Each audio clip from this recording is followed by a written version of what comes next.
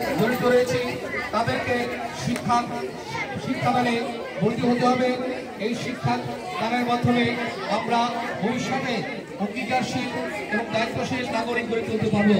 শিক্ষক যদি দায়িত্বশীল এবং কর্তব্যপর না হয় তাহলে শিক্ষাদান এই প্রক্রিয়াটা কখনো ত্বরান্বিত হয় না। সেই সাথেই আজকে আমাদের দাবি আছে যে স্মার্ট শিক্ষা হওয়ার পেছনে রয়েছে শিক্ষকদের স্বাবলম্বিতা, অর্থাৎ শিক্ষক যদি আর্থিকভাবে সচ্ছল না থাকে তাহলে শিক্ষাদানের প্রক্রিয়া ব্যর্থ হতে বাধ্য। কাজে আমি বর্তমান সরকারের প্রতি অনুরোধ করবো, শিক্ষকরা বর্তমানে যে সুযোগ সুবিধা ভোগ করছে অন্ততপক্ষে এই সুযোগ সুবিধাগুলোকে আরো ভালো করা কিনা সে ব্যাপারে তাকে চিন্তা ভাবনা করার জন্য বিরত অনুরোধ রাখবো। আজকে বিশ্ব শিক্ষক দিবস উপলক্ষে আরো কথা হচ্ছে যে শিক্ষক শুধুমাত্রই পাঠদান করবে না, ছাত্রদেরকে সেই শিক্ষা গ্রহণের মন মানসিকতা থাকতে হবে।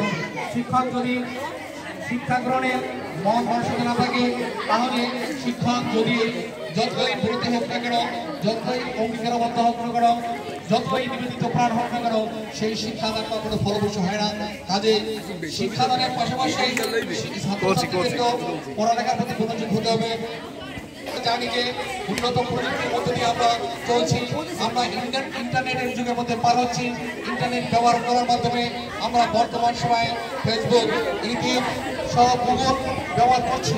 এই সমস্ত ব্যবহারের ক্ষেত্রে আমরা সচেতন হব যাতে এইগুলি ব্যবহার করার মাধ্যমে আমরা শিক্ষণীয় বিষয়গুলি শিখতে পারি। আর শিক্ষণীয় বিষয়গুলি বাদ দিয়ে আমরা যাতে মেয়েদেরকে অন্য কোনো দিকে তাদের বেশি বেশি শুধুমাত্র অযথা আমরা সময়গুলো ব্যবহার করি। আজকে বিশ্ব শিক্ষক দিবস উপলক্ষে আজকে তোমরা নিজেদের দায়িত্ব সম্পর্কে সচেতন হও।